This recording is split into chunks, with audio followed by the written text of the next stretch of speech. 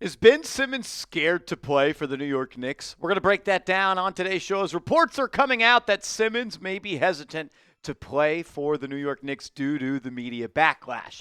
Make sure you are subscribed to the channel, though, because the Knicks do sign Ben Simmons, or when they sign somebody else to that 14th roster spot, we're going to get you a video as soon as possible.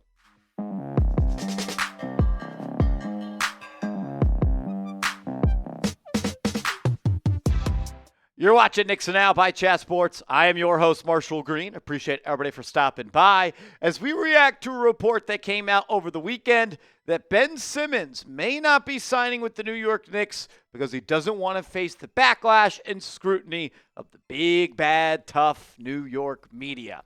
Look, I don't know if this report is 100% true. It absolutely could be, but this feels more like a Ben Simmons played for Philly. He didn't like the Philly media, and why would he sign with the Knicks? Because their media is even worse. An NBA GM told Sean Deveney this: of the places Ben Simmons could land, the Knicks are at the bottom of the list. They are the long shot. He does not want the scrutiny, and they want to have room to use the whole roster. That's one reason they got rid of Tom Thibodeau. If you're bringing in a veteran who is hurt half the season, it's going to prevent you from seeing what you've got with your young guys. And I'll just start with this from that quote. I hope that's not true. I'm hoping that Ben Simmons is still not in the stage of his career where he doesn't want to sign with the Knicks because of the media and he's scared of the media backlash. I also kind of question this because how do we know Ben Simmons is going to be hurt? Yes, you could predict the future sometimes by looking at the past, and he has been hurt a lot. But this feels like he's been hurt a lot. He didn't like the media in Philly, and if he goes to the Knicks, he's not going to like the media with New York, and he's going to be hurt again. I don't know. The rest of the reasons do make sense because if you're signing Ben Simmons, Simmons is probably only going to come here if he knows that there is playing time available. And having to find playing time for a player that is your 14th signed player is always going to be a little bit tough. And if you are playing Simmons, that means you're probably not playing a guy all that much like Pacome Dadier, or maybe you're not looking to develop a Kevin McCullough Jr. or somebody like Mohamed Diawara. So I get that. But at this stage, Simmons is better than Dadier. He is better than McCullough. He is better than Diawara. And I'm not out here saying that Simmons is an all-star or an all-NBA player. He's still someone that can contribute to winning. And he fits some of the things I think personally the Knicks lack. He can handle the ball. He can guard multiple positions. He can get out and run in transition. And if there's a fast break runaway or he needs to finish around the rim or above the rim, he can't do that. He can rebound the ball. He can pass the ball. He can defend the ball. That's going to play on any team, on any role. But you look at this team, and is he going to be your backup point guard, or is that going to be Miles McBride? Do the Knicks have plans of playing Clarkson and McBride as a duo off the bench and let Clarkson handle the offensive responsibilities of a point guard while McBride handles the defensive responsibilities of a point guard? I don't know if I love the idea of Josh Hart and Ben Simmons coming off the bench. But I love the versatility that Simmons can bring. He can guard all five positions. He could play some small ball five. I like the idea of him and Jalen Brunson sharing the court together, allowing Brunson to play a little bit more off ball. There are things to like about his game, and there are things that he would bring to this squad. But at the end of the day, it's his decision. If he is hesitant to sign with the Knicks because of the media scrutiny, then it's probably better that he just does not come and play here. I'm sure we'll find out in a couple of days. I know Brian Windhorst came out with the report last week where he linked the New York Knicks, the Boston Celtics, as well as the Sacramento Kings and the Phoenix Suns to Simmons. Maybe he goes and signs with one of those teams. I don't know. For the 14th roster spot, I am totally okay with Simmons coming or not signing him at all. I'll ask you a question. What free agent do you want the Knicks to sign? We're going to go through a couple of names that I think they could be targeting with that 14th roster spot, but I just want to open up the comment section and let all the real ones sound off. A player that I think is probably most likely at this point to come back to the Knicks is Landry Shamet. Like, if there's any player that was on the team last year that's going to come back and join the team this year, I think it's Shamet. He was liked within the locker room. He played well in the playoffs when his number was called. And like Simmons, he has skills and traits that are going to translate to any team. He can defend. He's a willing defender. He's going to defend and play hard. And he could shoot the basketball. Over like the last 3 months of being a New York Knick, he shot the ball above 40% from downtown. He also came back from a major shoulder injury. So kind of the timeline, once he got fully healthy, he was able to shoot the ball well. And if Landry Shamet's the 14th roster spot, I'm totally okay with that. I'm not ready to rule out DeLon Wright. I don't think it's the most likely signing at this point, but there is not really a third point guard on this team. I don't classify Miles McBride as a point guard. I view him as an off-ball guard, a point guard, a wing stuck in a point guard's body. And we saw the Knicks have confidence in DeLon Wright to start when Jalen Brunson got hurt.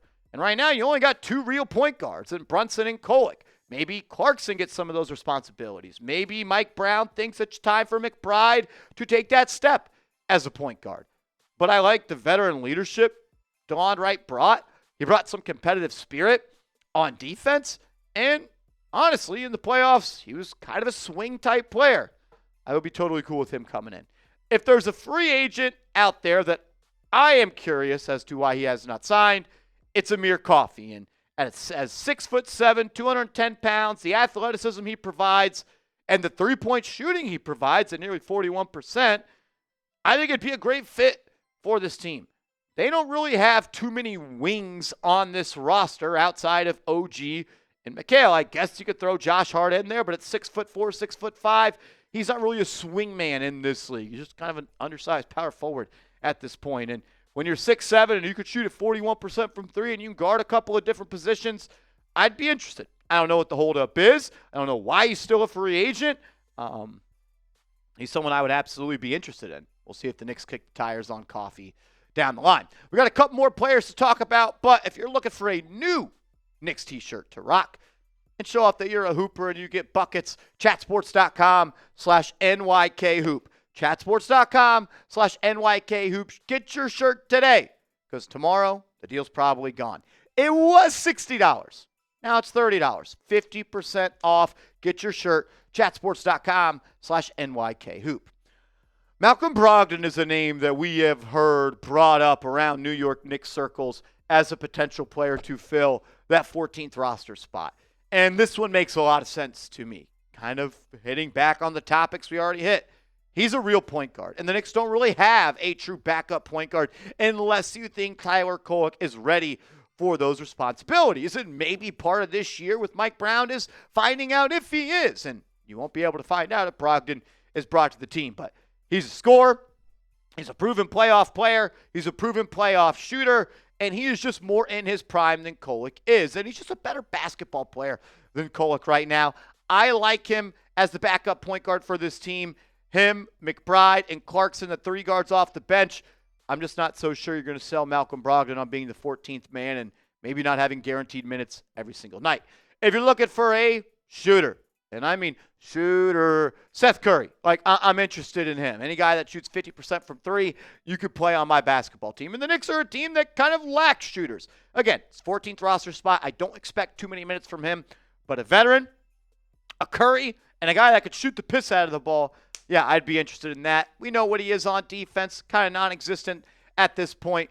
For a guy that maybe plays 5 to 8 minutes per night, come in, stand wide open on the perimeter and knock down shots, could make some sense. Cody Martin is a wing that might be able to intrigue the New York Knicks.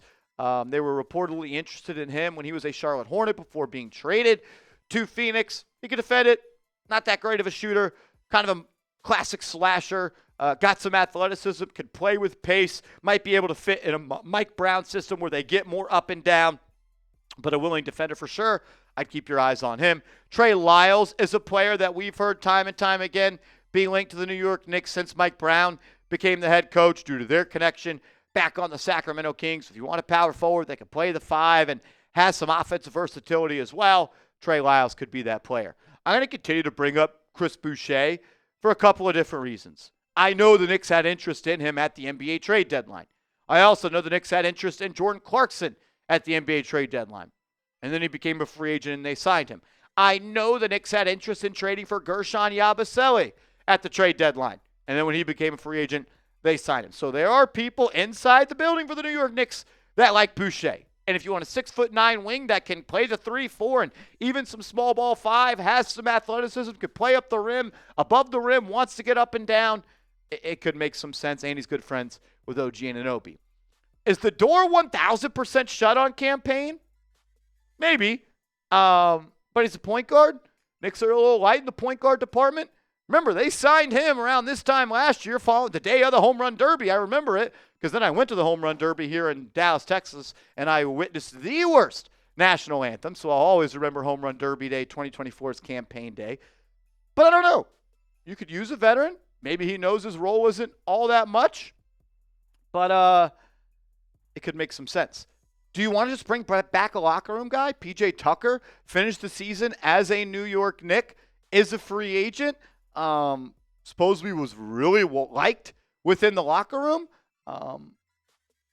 If you're expecting the 14th guy on the roster to not play at all and just be someone for the vibes, like that could be PJ Tucker. I don't see any other team out there going out and signing him, but he was liked within the locker room. He was also almost looked at as like another coach, an extension of the bench. He was the guy leading the players-only meetings that happened way too frequent last year. I don't mind PJ Tucker on the 14th roster spot being an extension of the coaching staff. Give me a name, though, a player you want the Knicks to sign. I don't know. We'll see. What's Leon Rose cooking? What's Mike Brown wanting? We're going to find out. When they do sign somebody, I'm going to be breaking it down on my Twitter. So give me a follow at @MarshallGreen_.